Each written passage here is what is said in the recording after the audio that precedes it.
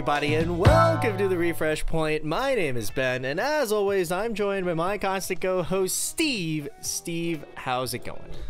I am feeling great. We are wrapping up the summer, and so you know what that means. We're rapidly approaching the most exciting time of the Weiss season, my favorite time, your favorite time, competitive season. Competitive season, and it's going all season round. We got it in the fall, we got it in the winter, the spring. It's gonna go till fucking March. It's crazy. We got all year round kind of Weiss vibes, except for right now, the off season. The summer solstice up in Ohio is coming up in this off season, as well as the Sacramento 2K event at the end of August. For once, Steve has some ambitions that he'd like to explore, and we can look at the preparations that we're doing for the upcoming BCS competitive season. So go ahead and shuffle your decks, tap or cut. We'll get right into the refresh point with some breaking news. Top cut changes. We have top 16 and 32 available, depending on how many entrants there are in the tournament. So we're talking about top 16 if we have 128 or more players, and then top 32 for 256 or more. These are chef's kiss, no notes, great changes. Having a correctly sized cut is part of what it makes a very satisfactory tournament experience, and having 200 people cut to top 8 feels pretty gross. Yeah. So this is a welcome change. Oh yeah, this is absolutely great. There was a little bit of hemming and hawing about, man, Sacramento or all these Cali tournaments with like 300 people. It's going to be 9 rounds Swiss into 5 rounds top cut. And I think the quote we have here from Uncle Roger is, "Why so weak?" Yeah, if you have experience playing literally any other card game ever, the tournaments are all longer than a Weiss tournament would be. Most big card games, the tournaments are 2 days long. So yeah, you're gonna have to man up a little bit. That's okay. It's all good. I think that's okay. Honestly, this feels pretty cool, because I feel like there have been enough tournaments by now where I'm like X2 barely out or X1 barely out. But I mean, if we could cut to top 16, top 32, we're kind of in there. Yeah, I think it removes a lot of the feels bad that can come from losing early in the tournament. Particularly in rounds 1-2, where those type of losses hurt your strength of schedule significantly. And if the cut isn't right sized and it's too small already, then yeah. You might be the X1 that sucks the most, or the X2 that's like the most out, Right. And I don't know. I definitely would prefer like a 5% cut or smaller feels egregious in a normal tournament setting. So if we can avoid that by just running one more 30-minute round, yeah, I think I'm pretty okay with that. Yeah. I'm excited to get these ego-wise, I'm excited to get all these top cut packs. Try a few more times to roll some I think Shana is like one of the more playable ones, or the Dengeki one. But yeah, it'll be fun. It'll be a good time. It's a bit surprising in some ways, but also very unsurprising in other ways. Mm-hmm. Could you recount for me the number of BCS competitive seasons you've had so far? 1. Okay. 2. There were 2. Right. Yeah. How many where you tried? 1.5. Okay. Because I did try at that first Chicago regional with the compression slime deck, and I X2'd and barely bubbled out. I absolutely love Ben's confidence. That's my favorite part about him. If you're not at least a little delusional, then you can't get anywhere. You have to be able to win in at least your own mind. Yeah. If you can't even see yourself winning, then you can't. All right. Yeah. Because somebody else will want it more. That's great. That's just how it is. And like, yeah, like you'll have like a really bad day and like really bad luck. Sometimes, yeah. And sometimes, and it could be every single tournament you go to for like a season. And like shit's rough. Yeah. But like if we lose hope, then there's no hope. You can't be a blocker to yourself. Preach it, brother. Preach it. You gotta go. That's all of that succinctly is very good advice. You should absolutely take that, and I do not mean that in any sarcastic way. It is having enough confidence to win the event is such an important part of winning the event. If you can't see yourself winning it, how are you going to win it? Easy as you like. As previously mentioned, the summer solstice is upcoming in Ohio. It's actually next week by the time you're listening to this. So yeah, come on down. It's going to be August 10th. $15 entry.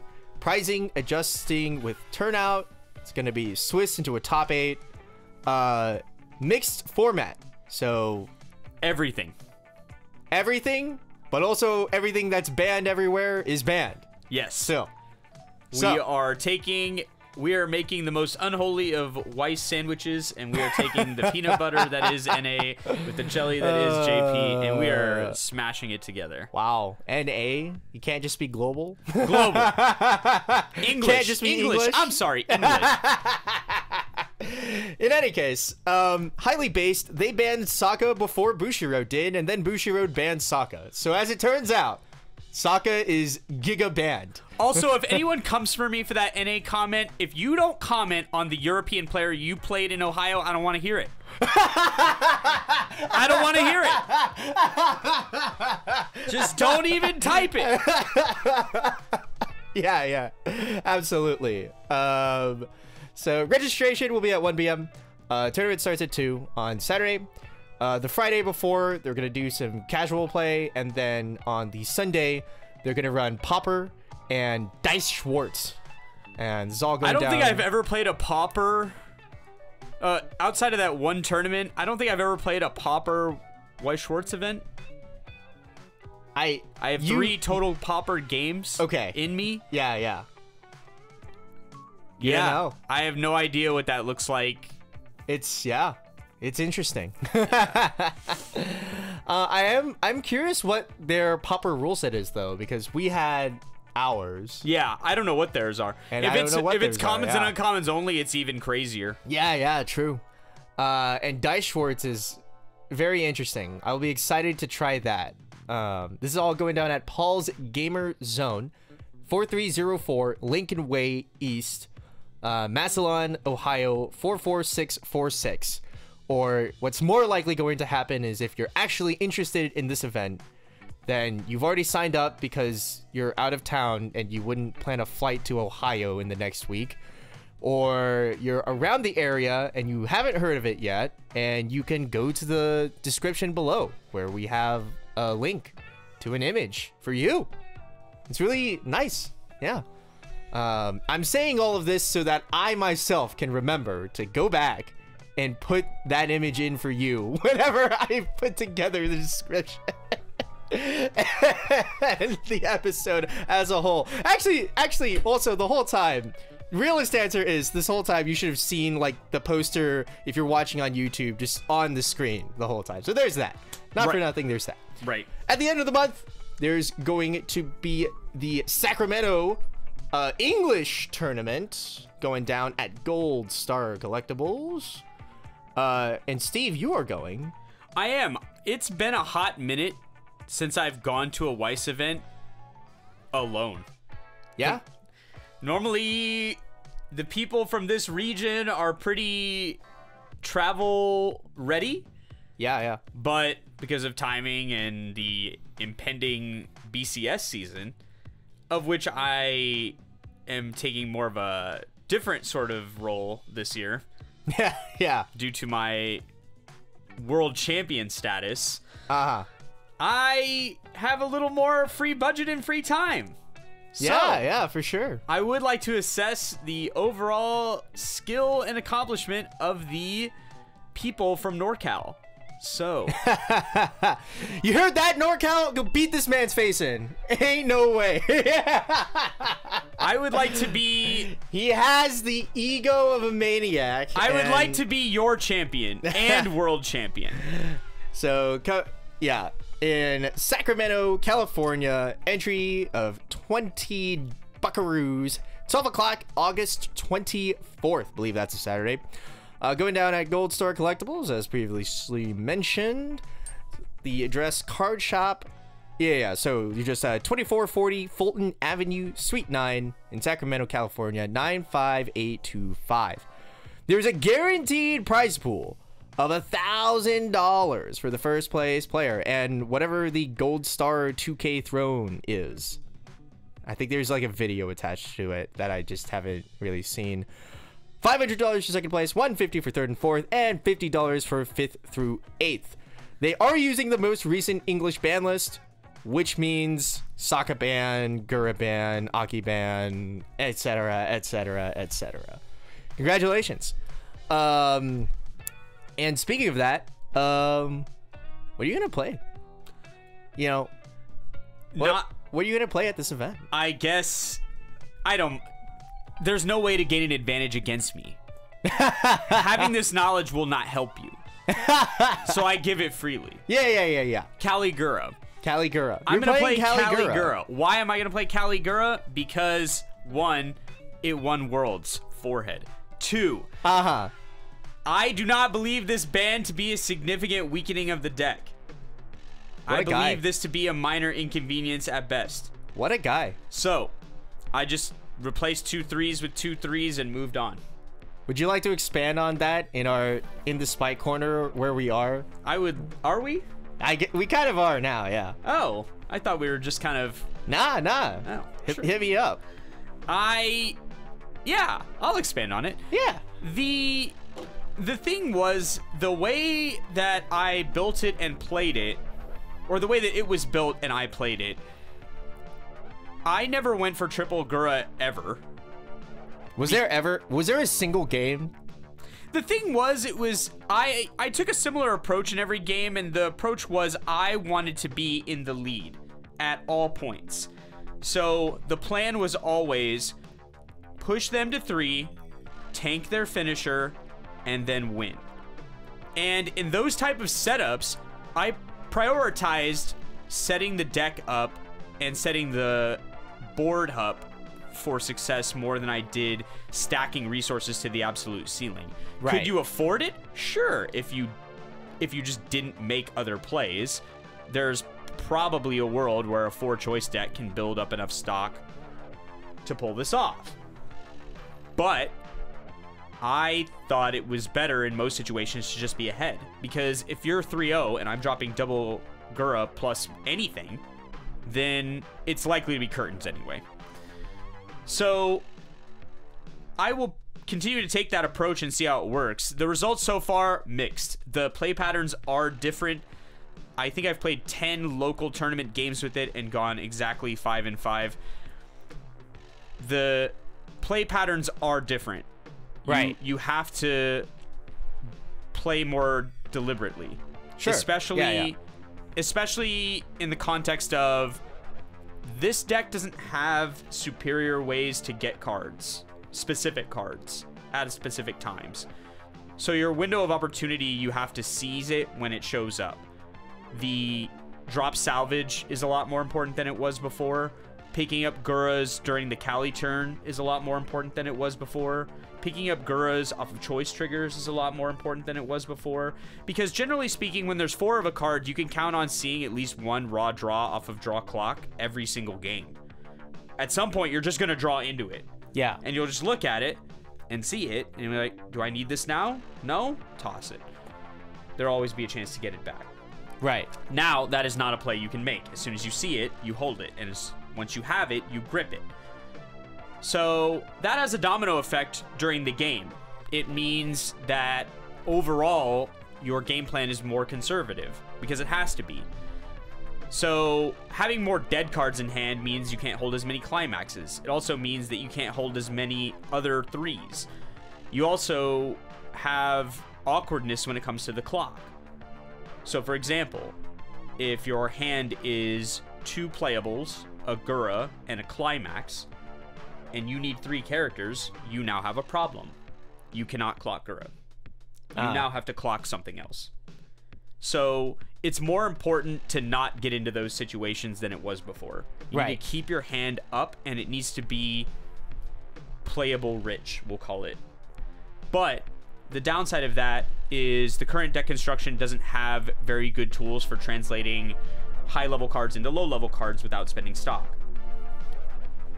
So the patterns are different, but part of deciding to play Caligura is deciding that your flexibility is going to be limited. You do not have more zeros you can add. You cannot add more zeros. So it is more risky for sure. And the chance of it blowing up in your face is higher for sure. Yeah, absolutely. On my end, in doing the beginnings of our tournament prep, I think I could legitimately play Standby Slime asleep. Like, you just shove it into my hands, and I just it plays itself through it. Yeah. So I wanted to see what else was out there with my time. And I've play tested a little bit, and we'll probably play test a bit more of the 8 Pants slime going around, the level 0 combo, and all that. And I got a little qualms with it so far. So for me personally, it feels like the floor of that deck is a little different, or the way that deck plays is like extremely different than Standby. And the reason is, for the most part, if you're going to be like turn 1 play some zeros, turn 2 play your 0 combo, turn 3 your level 2, you probably have just triple Muron and no Shuna and nothing else really. Like the deck still needs to spend down stock a lot if you don't block. And you realistically, because you're not standbying out Shuna becomes a tech card in that deck. Right. In the sense of like, it's a sometimes thing. Yeah, it's a sometimes thing. If I need it, then we sculpt into it. But then it feels like that limits the deck to a lot of like double Muron turns sometimes. If you like need Shuna for whatever reason, right? Like, let's say like you see the Overlord play coming, you see like even in like a mirror matchup, like you're going to go first, or actually no, you're going to go second.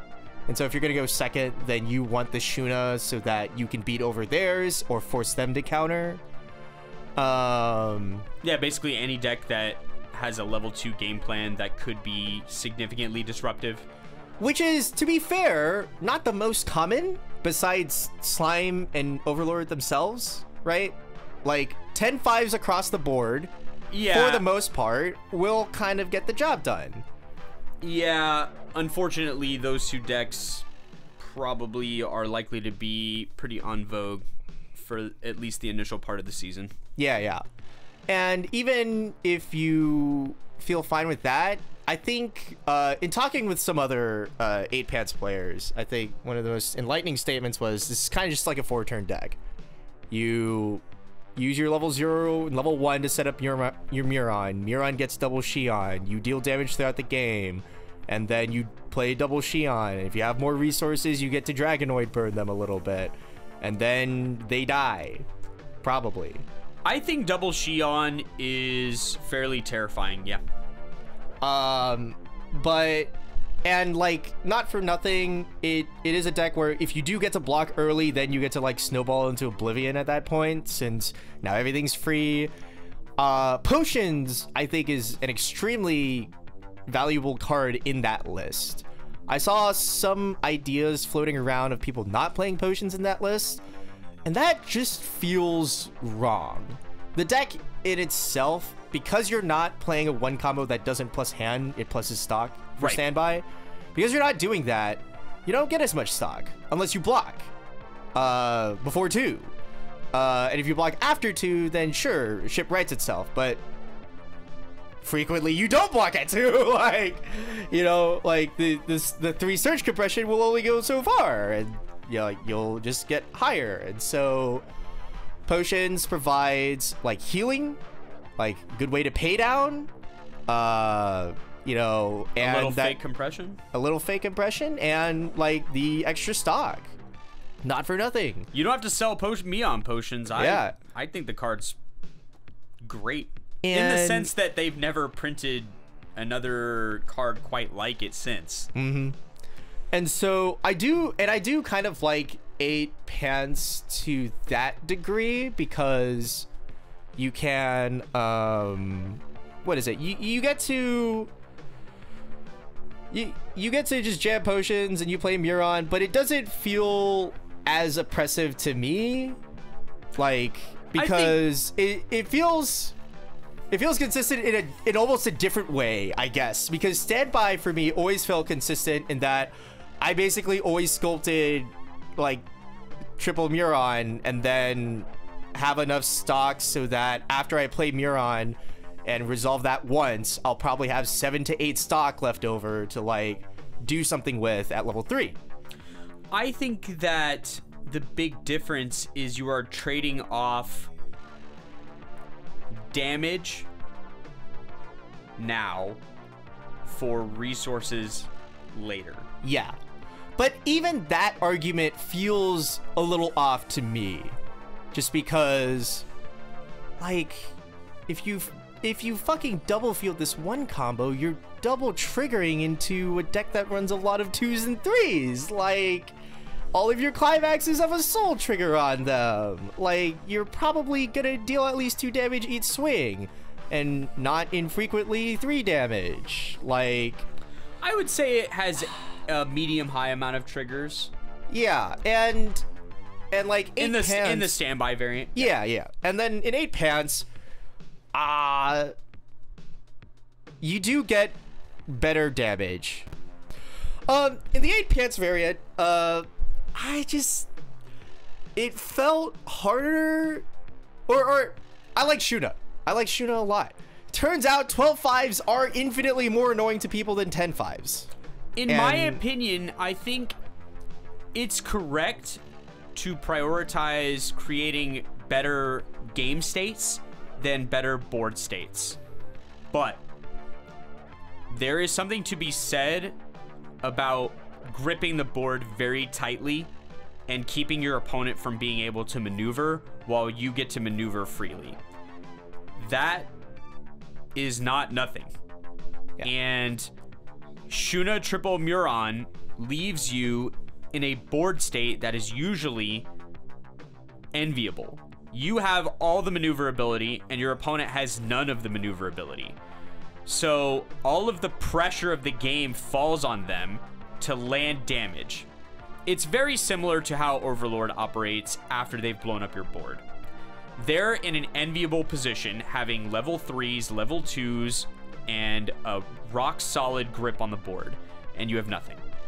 So your only remaining card to play, for lack of a better terminology, is you have to create a game state that is favorable, because it is impossible to create a board state that is favorable.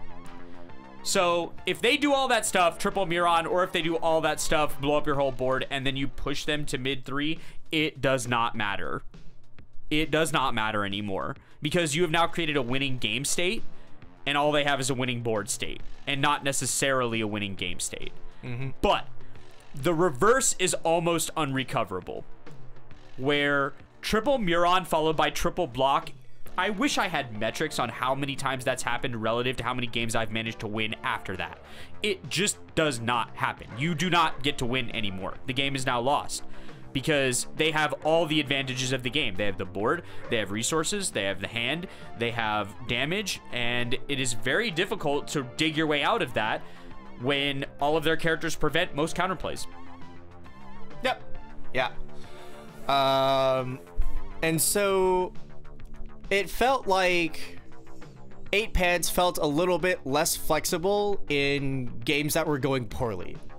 In the sense of like, it really is a 4-turn deck, and that definitely means that your actual only plays now are double Xion after Muron and Prey heavily. And double Xion, not famous for leaving you with any amount of resources for counterplay after that. So... Right, that's the other part of it that's kind of awkward about Xion, or double Xion more appropriately, is if you're holding the +6 souls counter, or the neg 1 soul counter, or anything else, or you want to play 3s on your follow-up turn in case you live. Nope. None of those things are happening. You're pushing all of your chips to the center with double Xion. Yeah. And I think that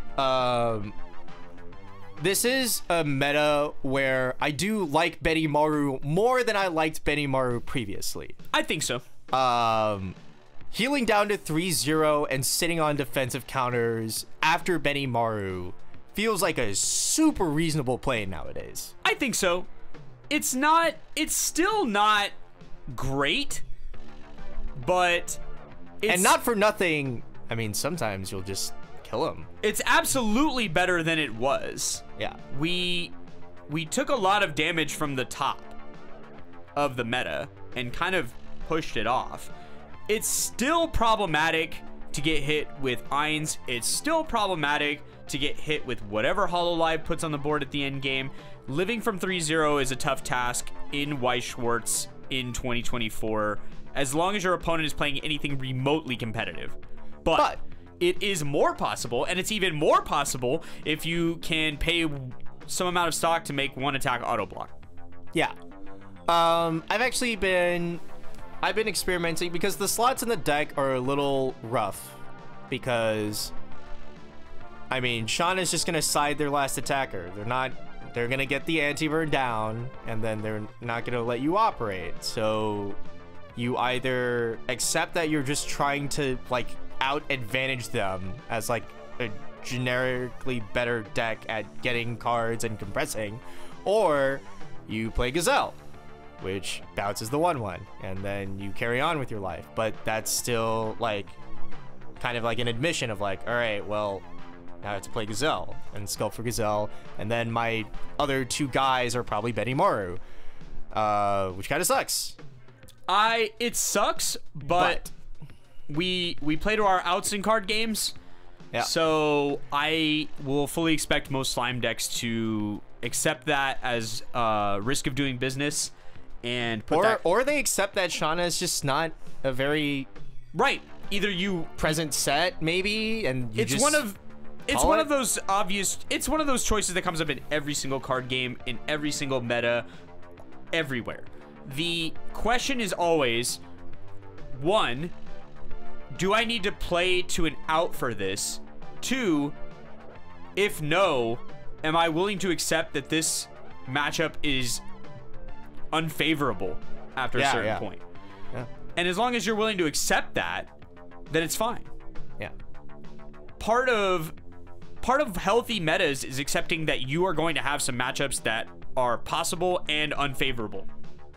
That's just part of good metas. If you don't have to make those kind of decisions, your game is likely in a very unhealthy state. Because I think, unironically, I might run both the Neg Soul and the +6 soul counter. Or I would want to playtest like going into Shauna and then being like, all right, my game plan is you can't kill me because I'm gonna grip these defensive counters and make you unable to kill me, and then I'm going to jam clock kicks down your throat and see if it works.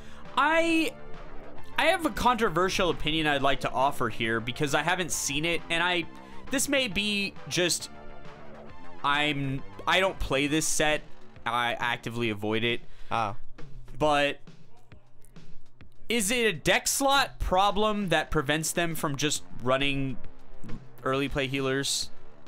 It feels like... Depends. I mean, it depends on who you are. Like, people are already running early play healers.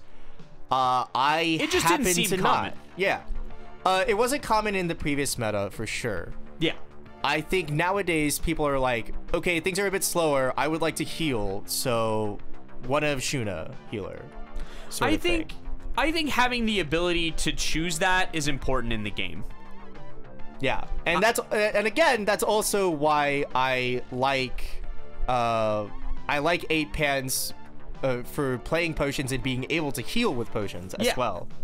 That's the best thing it can offer. It's great that it offers 2 stock a game, which is completely fine, but having the option of using some of your resources to create a more favorable game state on a level 1, that's nice. That's real nice. Oh yeah. And so it's interesting.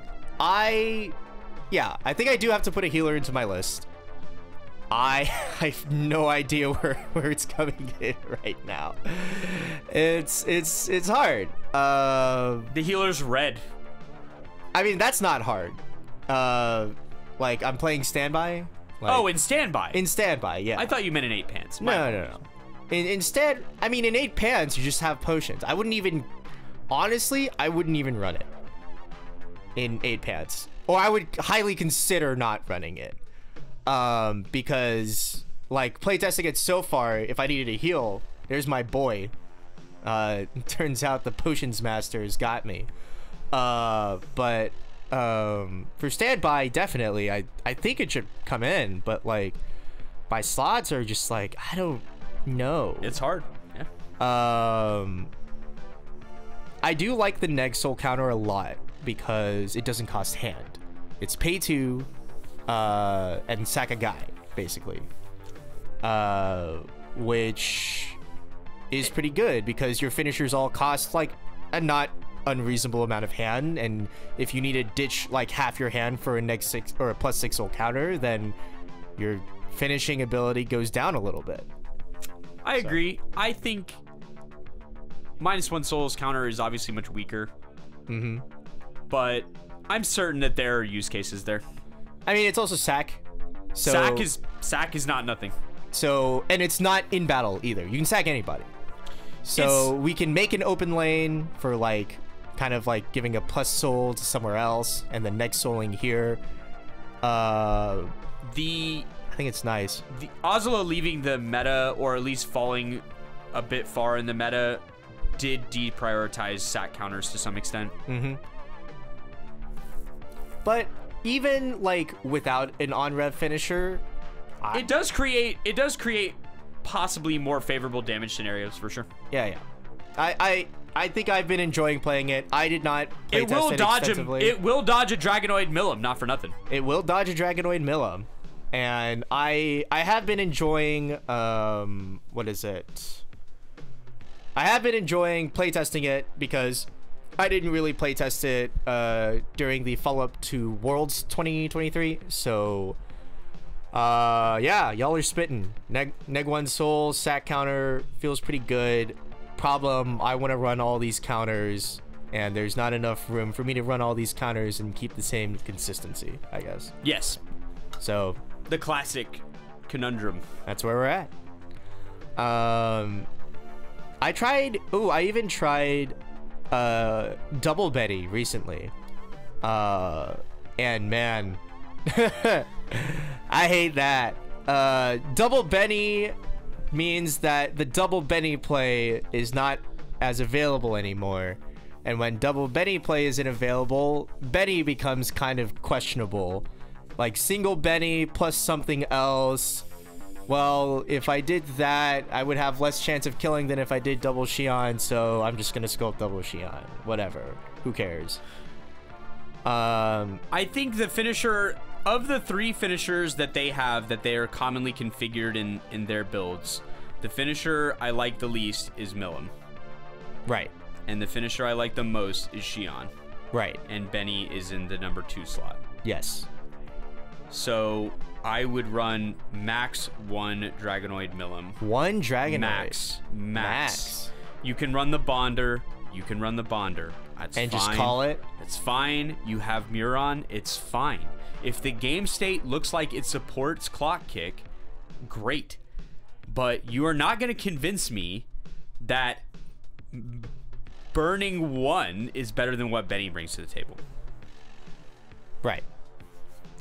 I think that in more Xion focused builds, people like having multiple copies available of Dragonoid just so that when you block and you get like Giga Hand, Giga Stock, then we can just pop off like a quick 3 ping 1s off like Dragonoid looping with the Bonder and whatnot, and then double Xion. I understand that concept. I just don't know that that's something that happens frequently enough for me to enjoy it, particularly in the standby deck.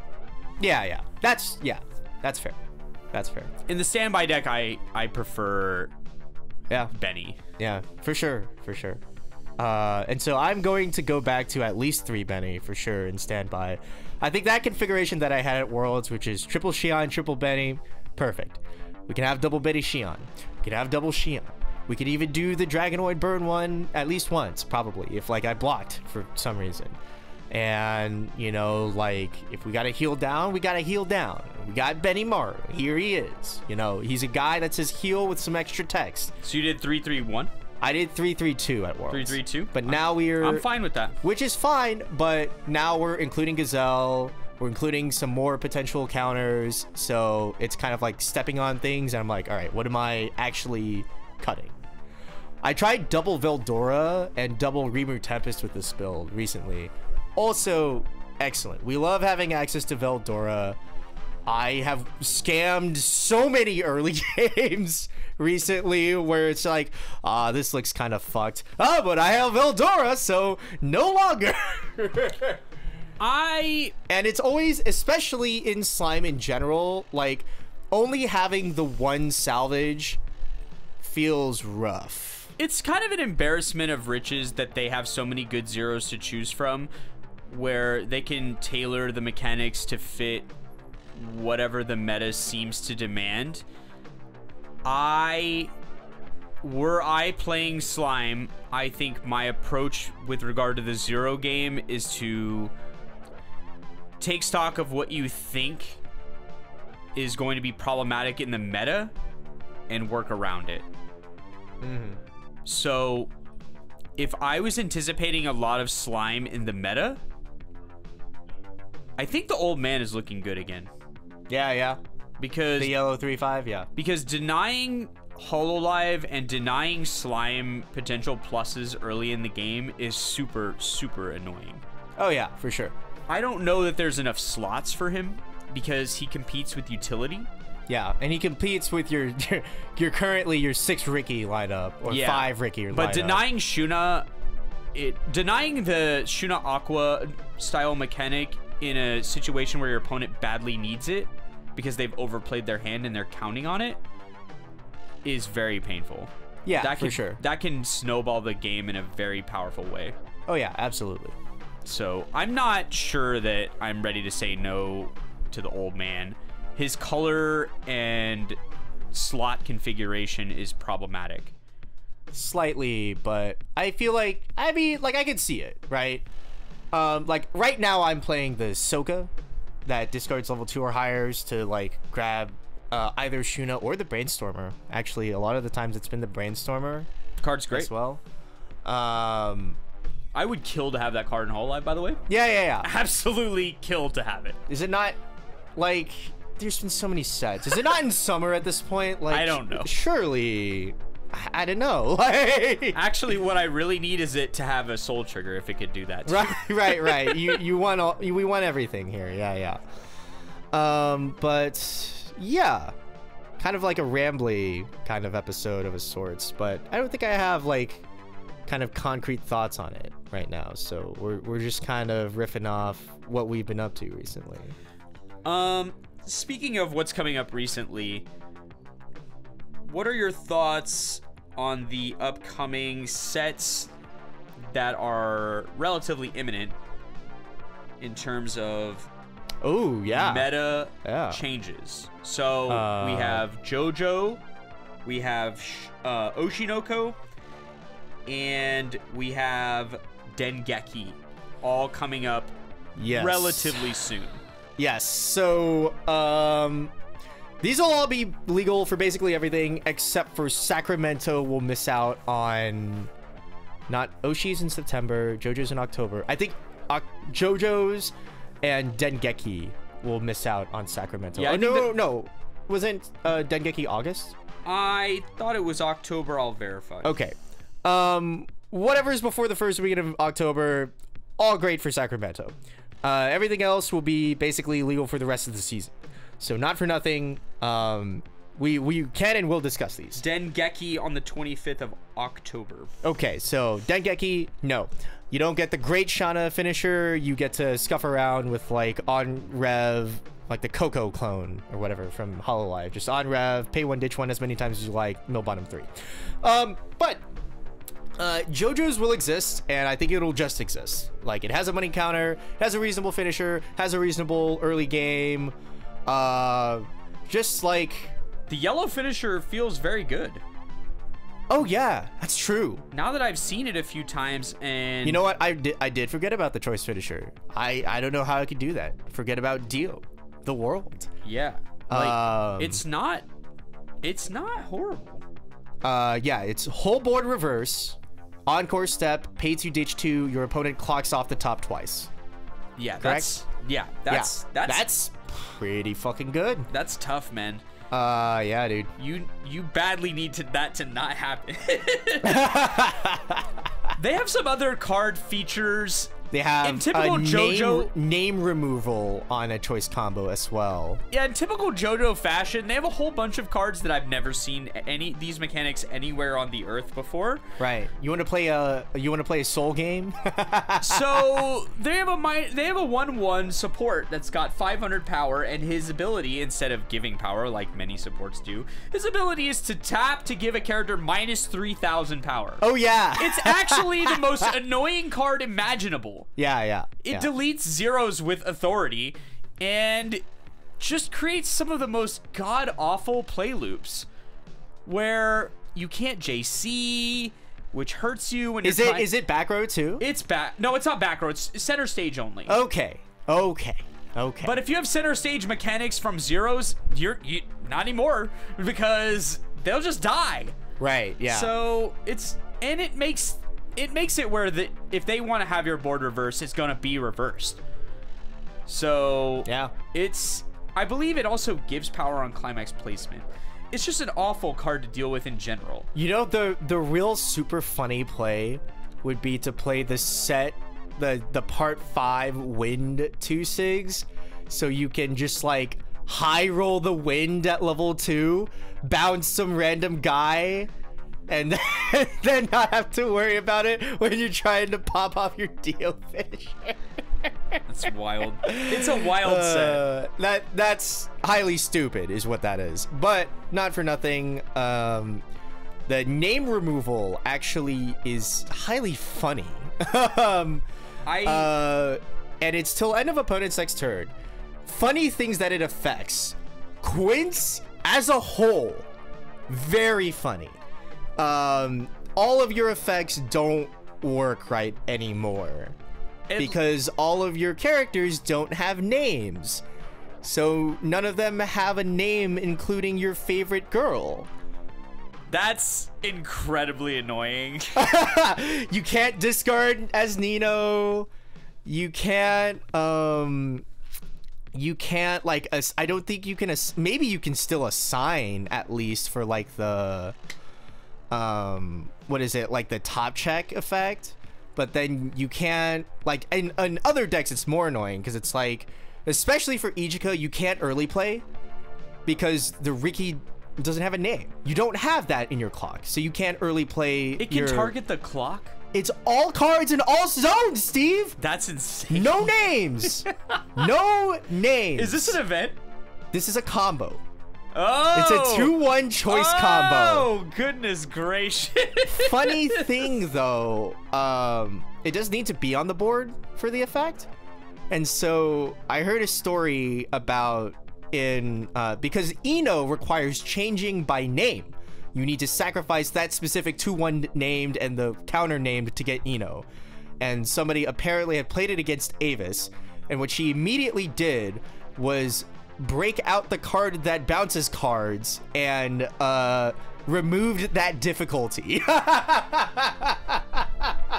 There's a 0 in Guilty Gear that's pay one ditch one bounce a guy. Like, fuck it. It's a 2/5 you can just swing with that bitch. Aki, or not Aki, Anji the goat. Yeah. Yeah, dude. It's funny. Oof. Yeah. But I think JoJo's will be very reasonable. You probably still lose to Slime? I'm trying to think off the top of my head if there's like a direct Shuna answer. Because as long as there's that, like, you kind of got the 1/1 to just be like, all right, well, minus 3k to one of these Murons, and then I'm gonna fucking have fun with whatever the fuck else we got here with the rest of my power mechanics, and we're gonna get double Dio going down. I don't know how good it will be. What I do know is there's no way it could possibly be worse than the set that they had before. Yes. So yes. The upside is it's getting better. Hey, you could do Aura. You could do Star Platinum finisher. You know? Yeah, I mean there's a pants finisher. It's very reasonable. Oh yeah, that one's super reasonable. And then there's a psychopathic red one that's even, like I said, yeah, Star Platinum. Yeah. You just said Aura, Aura, Aura, Aura. Yeah. What? 1 swing, 7 burn 1s, 1 burn 7. After you can only attack once, so it's 1 swing into the 7 burn 1s. Then you have to end of the attack, pay 4 or 3, or I think it's 4. Discard 2 other copies of the Jotaro finisher from your hand, and then 4 cards, and then the climax, and then you burn 1 7 times and then burn 7. But not for nothing, it's very cheap because it heals the stock. There's no way that a tournament can be won with that. There's no way. I mean, I'm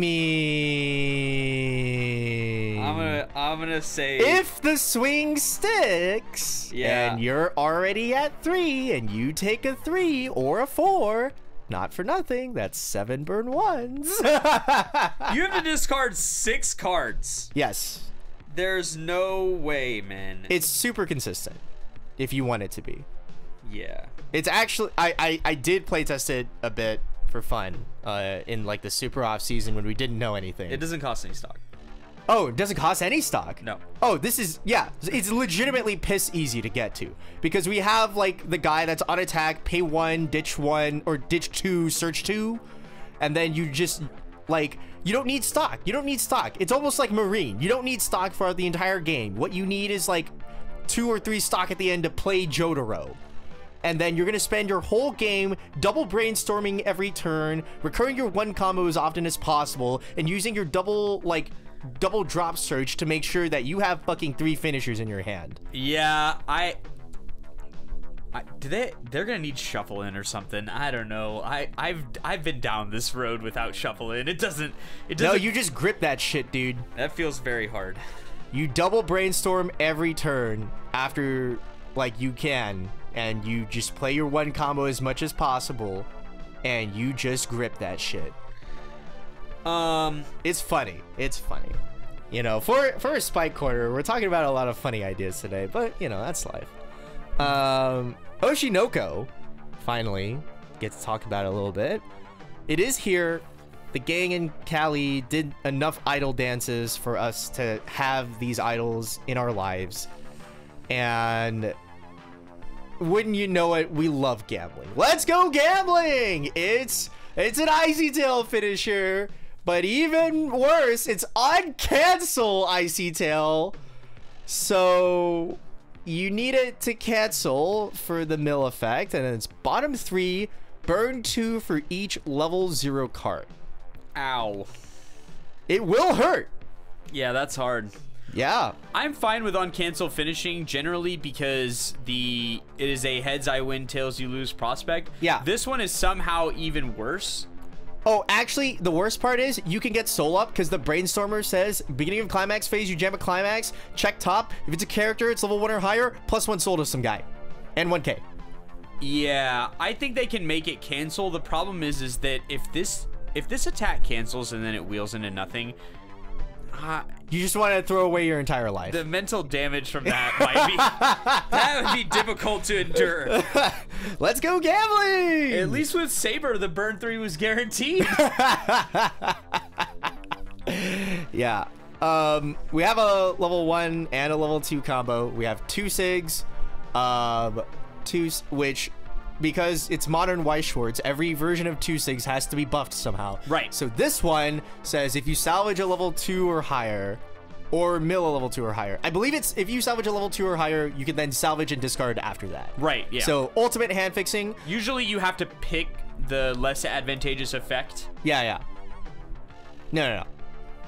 Well, that's what I mean. When you salvage a 2 or higher, that's a less advantageous effect. Yeah. And then you get to salvage and discard after that. Then you get another little benefit. Yeah. And then, well, no, it's not even like a negative because you're playing a level 2 combo, which is, all right, we heard you. Gold Lewis felt bad because he didn't always give you hand. So now he always gives you hand. And on cancel this time, it's 2 free stock. That's great. Yeah. You're like a 10K on chilling. Placement? On climax play, salvage. On cancel, 2 stock. But no plus souls. No, except you have this brainstormer that says Right. coin flip for a plus soul. Right. So fuck it. Maybe you just get it anyway. Well, the president is still being slightly more problematic in an overall board state perspective. Excuse you, the secretary Is it the secretary? of absolute defense? This mechanic is more reliable from a game state perspective. Yes. It's pretty good. Oshinoko is a deck that kind of just works. It's a memory compression, right? No, stop. Or some. There's also a memory compression deck. Like, you can do that too. There's like a check 4 on It's attack like red, combo. blue, and... Yeah, and then on pants, and then the finisher. There's like an Akane thing that's kind of just like Mocha and then advantage, like searching and stalking a bunch. And then there's a door finisher, which is like the power threshold is how many cards you have in memory, and then I get to look at, I think it's two or 3, and then as long as like they're all under the power threshold and not events and not climaxes, clock them. Right. Yeah. I've seen that. I think that people have generally preferred the choice setup because we love level 2 combos, we love level 1 combos, we love finishing combos. They also get a powerful event, right? Yeah, 3-0 event, which is the top 4 prize for this season, not for nothing. I think it's like search a guy, or give power and get stock, or give a guy on attack, pay 4, burn 3. Is it pay 4? Yeah. So I think that's pretty good. Yep. Pretty reasonable. It's gonna be good. I don't really have anything to really say about Oshinoko. Oshinoko reminds me a lot of Bocchi the Rock, where it is a very good deck that is going to be well represented by the people that like it, but it is unlikely we will be discussing it in a oppressive context. Yeah, I don't think it's... Well, even so, I mean, like, the level 2 board is still not nothing for most, like, non-level 2 game plan decks. Like, it's 3 10Ks, I'm pretty sure. What does it do against Miron? Nothing. Lose. So, lose. yeah. That's what it does. Lose. So we can't talk about it in any sort of positive context from regards to that. I mean, no. Not everybody is gonna play Miron.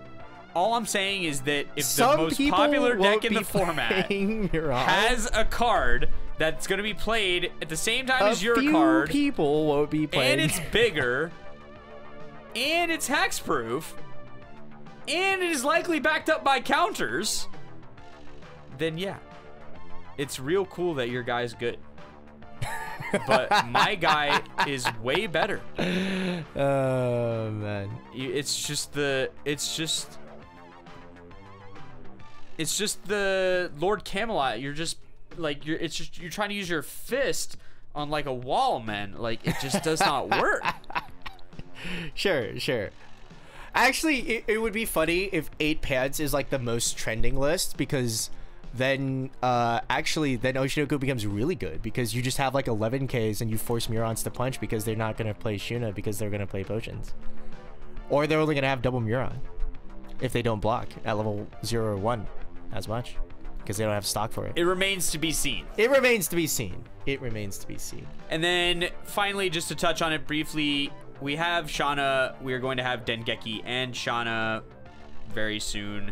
Not much else to say about it because we did discuss it a bit, but that finisher, sick. Also, they get another early play level 2 plan. Oh, yeah, nice. Yeah, that's right. That That's they're right. bolting into the set. Uh-huh. They're not part of Shauna. They are part of Dengeki. They're from some other set that I've never heard of, but I automatically hate because the last thing I want to face in White Schwartz is 2-1 10Ks at level 1, but we're going to be headed right back into it. That's what, it's the season for 2-1-10Ks. Not at level 1. Oh. It's Oh. at level 1. Oh, okay. It's just... Oh, that's Strike the Blood. yeah. Oh, but that's, well, no, but that's different then because that Dengeki deck can't play, what is it? Dengeki can't play the Shauna anti-burn. No, but it can play the Shauna finisher from Dengeki. Yeah, yeah, exactly. But like then you're not playing the Strike the Blood early game combo. Right. Yeah. Yeah, it's 2 decks. Sure. But Yeah, I yeah. think that they will abandon the first one for the second one because the second one is top tier oppression. Yeah, fair enough. Well, I mean, do you abandon anti-burn for oppression? Depends on how the rest of the game state looks. All I'm saying is I hate that Dengeki setup because I saw it even during when it was popular in JP and there were better choices in other sets. Yeah. But it's just simpler to pull off than Alice and obviously worse than Alice, but it has the same kind of gameplay feel. So I think players will generally not enjoy it, but It'll be real interesting. This is going to be an exciting season. There's so. a lot going on. There's a lot going on. I'm going to have a great time slamming Slime down at a tournament a month starting October. It's going to be a great time. Until they ban it, in which case I will play Review Starlight. Because, you know, I have a place in my heart and it still beats. You know, it's funny how we were like thinking that we didn't plan as much, so it would be a shorter episode. And in any case, at the 1 hour mark now, let's go talk about Steve's ambitions. It's ambitious deck building. And Steve, you sent me and some others a list the other night. It was a sword art list. And I would like for us to discuss it. yeah, as a quick proviso for the ambitious deck building, one, I'm still working on putting together a coherent list for Review Starlight. I have a list of things I like, but And we can talk about that after Sal. But you know, you have your true ambitions, Steve. Yeah. And I want to dive into that first. So- You gave me a list. It had 2 bars and a door in it. You know, it has Mito and it has Yuna and it has, I don't remember the door finisher's name. Silica? There we go. And it has Silica in it. And my God, what am I looking at? so What are we all looking at? this list will be posted. I haven't played it one game, Yeah, exactly. so I don't mind sharing. Yeah. But it's an idea that I was thinking about because I really like, I think people in Weiss are starting to become accustomed to this, and it makes the game much more smooth when you have defined game plans at every level and you're not just freestyling during level 2. So I really like Yuna into anything reasonable in the end, on the top end. The general problem with Yuna into anything reasonable on the top end has been that there's nothing good on the top end in green or yellow. And This guy doesn't like Mother's Rosario's finishers. So normally when you saw decks with Yuna before, you saw them with The ordinal scale? with Mother's Rosario. Yeah. So because it was a Mother's Rosario deck, you had the fistful of random Mother's Rosario finishers that exist in the game. They're all bad in Yeah. different ways, but Uh-huh. but they're all very bad. Right. So I think Silica represents the only moderately consistent finisher in the game and requires the least setup. So in light of that, I wanted to try and see if there was a Yuna to Silica transition that could be made that would be reasonable. The biggest problem with Yuna, of course, is she's too small. So she gets over on everybody but Muron. She can get over all the other level 2 game plans that exist in the game. And Overlord. Right, but she cannot get over on Muron. Yeah. So because of that, there needs to be a way that you can do that in those games.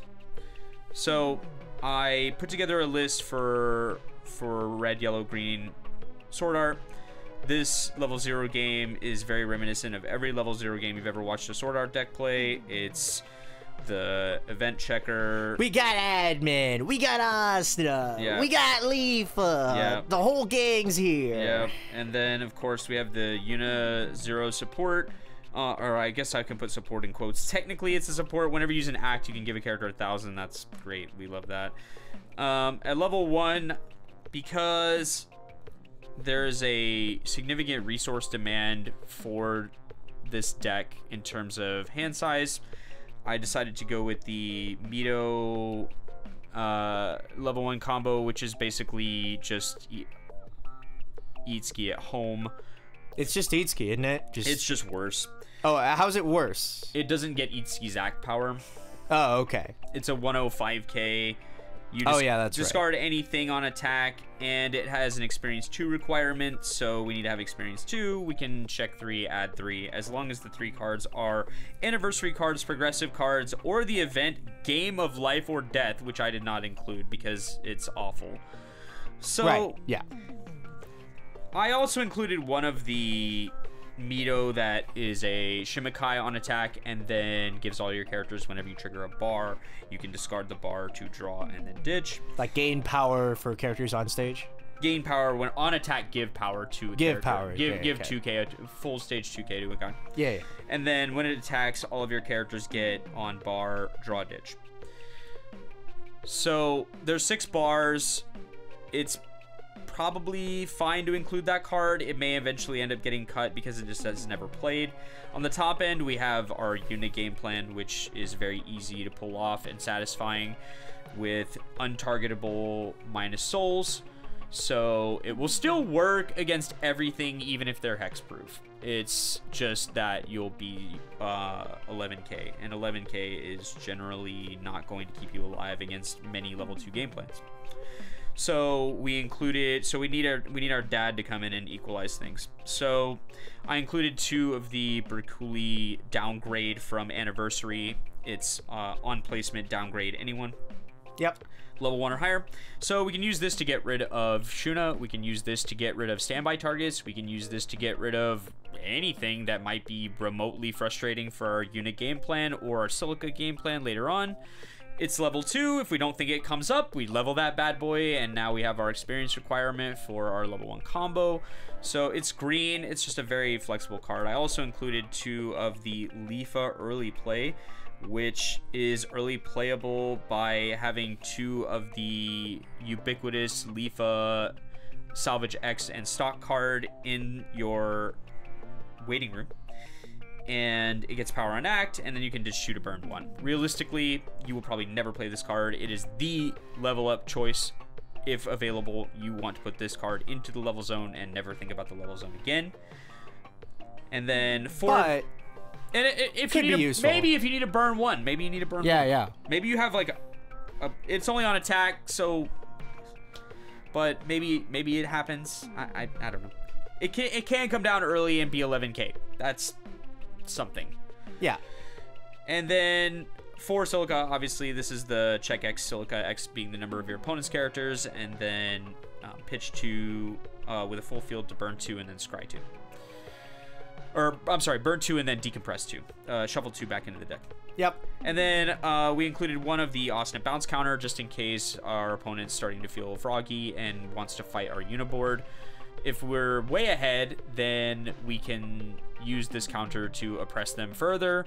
If we're not way ahead, again, we can just push this card right into the level zone and walk right away from it. So I think that this is a semi-reasonable approach to how you could play Sword Art with some triggers that are not terrible and a game plan that is not terrible. The biggest problem you're going to have is at level 1, it's going to be difficult to get reverses, and the second thing is if level 1 protracts out for a while, then you are probably going to lose on board pretty significantly, which is okay. It's not the worst thing. The other thing that could be very bad is if Mito fails by revealing a bunch of cards you can't add. Right. We're including 3 of Floating Castle Aincrad here. Floating Castle Aincrad is here for deck speed and selection. It's... maybe it can't stay. We're going to find out. All right. But it's there. It's there. I mean... I think it's a reasonable game plan. I don't know if it's a good one. It might be too reasonable for any sort of meta. Maybe, but I mean, I like untargeted soul down, like, and if you get set up first and you get the counter, I mean, counter's 2/5, so no, that crashed. That's right, we did discuss this before. It does crash with the Muron Shuna board. It technically will win if you have Yuna on board, but it will only win once. I see. Okay. Because Yuna can give 1 count act. Okay, yeah. So you can win in 1 lane. Yeah, okay. Which is nothing. You might as well not win.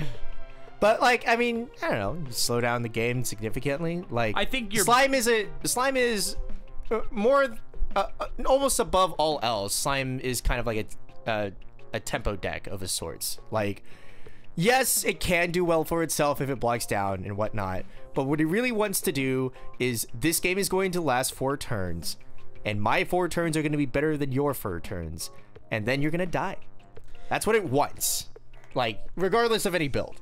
Like, yeah. I feel like that's what Slime wants, and making the game go longer and potentially being able to contest or, like, put them in a state where, like, they have to scuff out level 2 could be good.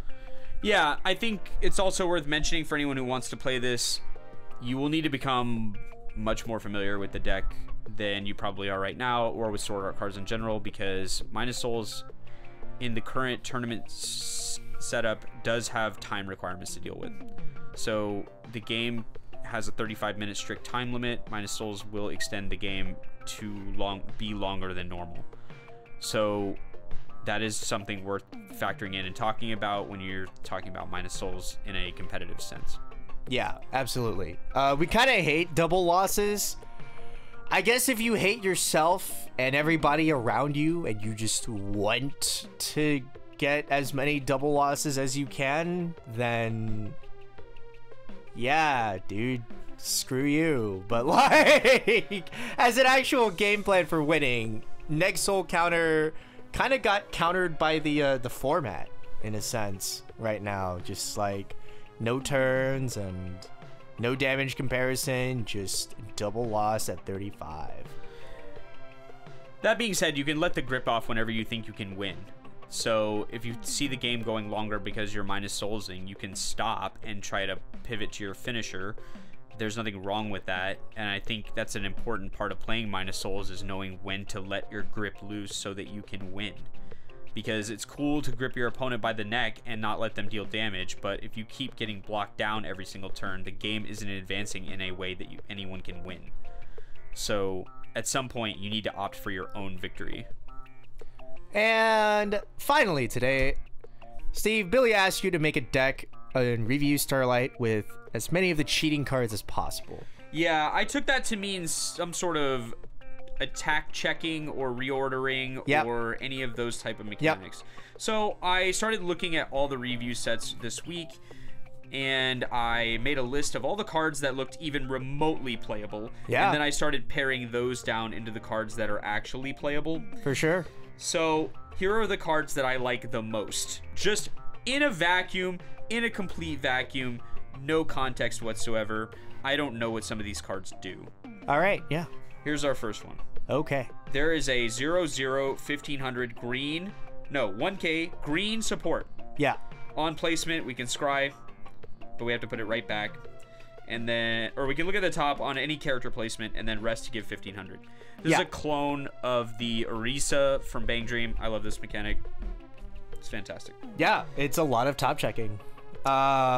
There is a giraffe from set 1 that does the same top checking, but instead has pay to search and rest. Yeah, I saw him. Wasn't as big of a fan of that mechanic. Tap for 1500 feels more flexible. Yeah, 1500 power can be useful.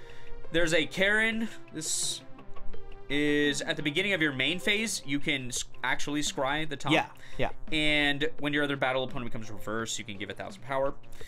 And then it has some kind of interaction with one of the level 3 Karens that gives it on reverse heal. The trial deck Karen. Yeah. So no, that's effectively non-text. Yeah. All right. But I do get to scry at the beginning of every main phase, which is kind of cool. Yeah. We have a Salvage Ricky that is on stage placement Surveil. Yeah. So that's totally fine. Yeah. It's a classic set 1 Ricky. Yep, we have a Brainstorm that at the beginning of the climax phase we can look at the top of our deck. So now we have a card that looks at the main phase consistently and the climax phase consistently. Yes. It's Brainstorm Search. Yep. She's fine. But also, I deeply hate search brainstorms with a passion. There's a strong part of the community. There are some members of the community that have strong opinions about brainstorms. As long as your deck throughput is fine, I don't have any problems with search brainstorms. My problem is that most decks don't have enough deck throughput to actually make that search brainstorm not feel questionable. Right. There is a Maya I don't know who any of these characters are, but of all the characters aesthetically that I like, Maya Tendo is the character I like the most. Oh my god, that makes so much fucking sense. This character's aesthetic is fantastic. Every Review fan that understands who Maya Tendo is, and you've been listening to Steve, this makes sense. Maya Tendo is the top of the class, like, in general. Nice. She, like, if she is gifted with not the protagonist, so she isn't, like, pushing the plot in itself specifically forward, but, like, skills-wise, singing-wise, dancing-wise, she's, like, top of the class contesting with Claudine, her rival and also fated pair. She is very arrogant, and she looks confident in some of these arts, that's for sure. She is very confident. All right. So which Maya card are we looking at? All right, hard work behind the scenes Maya. So this is a on attack, check 2, and I can put one back on top and the other in the waiting room, and then this recruits. Yeah. I kind of like that card a lot. And then, I thought about running it. In even just like the regular Review deck that I have right now, because we love just. I mean, it's just a standard free plus. The biggest problem with it is 500 power. It can't beat anything. Or Oh, it's no. 1,000 power. It's just too weak. Yeah, but like I don't know. It's like, fine. At It's level fine 0 could get you a card. Yeah, I love it. And then my own Shine Maya Tendo. This is a 102k. So this is on placement. I can scry the top 2 and reorder them. Yeah. And then on reverse, cost 0 bottom deck bomb. Totally fine. Completely fine. Yeah. I like that card a lot. We did discuss it. While Kishibe was a thing that mattered. And yeah, true. not that it can't still matter. Somebody might just play it anyway and just not play the Bonder or something, but yeah. I think that there's a non-zero chance of seeing Kishibe for sure. Yeah. Some of these other cards are obviously much more familiar. The door finisher, the 2/1 Karen, the 2/1 that cheats your opponent, Musketeer Porthos Mahiru, my waifu. I also saw another Mahiru that I really liked. Oh, okay. It's 3/2. Yeah. And it's during your turn. If you have another Review character, it freezes the opposing character in place and it gets 2500 power. It's heal on play. Yeah. And then on climax combo, which I assume is bar, I hope is bar. It is. On reverse, we can pay 1 to claw kick our opponent and then look at the top of our opponent's deck and put it on the top or bottom. Yep. So this is a very normal combo from a different era. Yes. That's why I'm not playing it. Yeah. She is my wife, and I do have 4 of that SR, but I like winning Weiss Schwartz games. Yeah. More often than not. And then obviously we have Claudine. And Claudine is a fantastic card. This is the 3/2 off finisher that we've oft discussed with the standby lists in past. Pay 2, ditch 2 on reverse to burn 3. It also, on placement, draws a card and then looks at the top 3 and reorders them. Yeah. So, and then of course, if I had to have a second favorite character, this character. All right, so Karen seems like the most Genki character in the show. Genki? Yeah. I'm not aware of the term. It's like high energy, like correct. The sun, right? Yeah. This is the that is her. Yeah, like Subaru or like from Hololive or like what's another one you might be familiar with? Just like the energy character. Yeah, no, I'm with it. I understand the trope, and that is her. Yeah, you are correct. She actually, they stole this look very similar. She looks sort of like the protagonist from the original Love Live. So. Oh, okay. Sure. So yeah, next stage and next roll, Karen. The I Am Reborn combo lets you look at the top 3 of your opponent's deck. It's very good. So I think, but it reshuffles the deck. It does. There's also, I think, there's other cards obviously, but I think these cards represent the most succinct, powerful, reasonable mechanics that exist in the set. So this will probably be standby, or I'm sorry, it'll be Karen Door and some other combination of climaxes. I'm not fixed to any level 1 combo yet. You know what, though? If you really wanted to cheat as much as possible... That's the thing, is that the request is vague. Yes. So... You could play the bar finisher with the Claudine as, like, kind of your main reach. Right. And you could do, like, single bar into double Claudine or double bar with single Claudine. Right. I think that there's a number of ways to configure it. I'm not sold on any of them 100% yet, but I will say that unfortunately the bar combo does suck. The level 1 one. Yeah, the Karen 3 feels like the best 3. Yeah, for sure. So I will be playing the Karen 3. I do really like the standby Mahiru. I think that card is correct, but we'll see. I will have a deck soon, TM, to show off my review abilities. Yeah, for sure. Or lack thereof. Yeah, absolutely. And I'm never going to trigger a climax unless I want to, so. Absolutely. Yeah, no, for sure. Carmen, we are still working on the standard format. Like, have you played Katana Zero? Are you aware of that game? No. Oh, kind of. Like it's like slow down time and rewinding a bunch. It's just Hotline Miami but katanas. Yes, exactly. And so that game has a DLC that was originally planned for like a few months after. It has now been 3 years, and on April he basically made a tweet that was like a little preview, and just like at the end of that video preview, it just red text, all caps, still working on it. And that's us. We're still working on it. It's gonna take a while. Yeah. I would not be surprised if like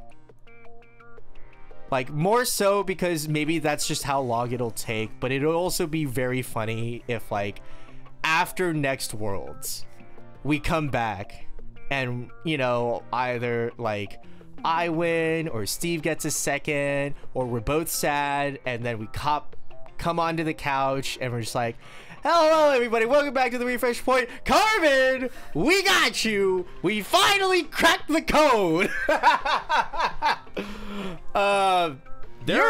You're allowed to request, like, you support us every month. You're allowed to request like a reasonable deck if you ever felt like you wanted us to make and playtest one, but standard will take a while.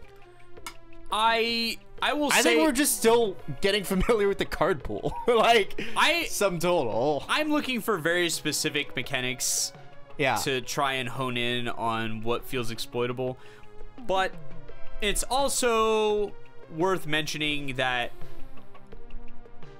Carmen is a respected deck builder in the community. Yeah, That's yeah.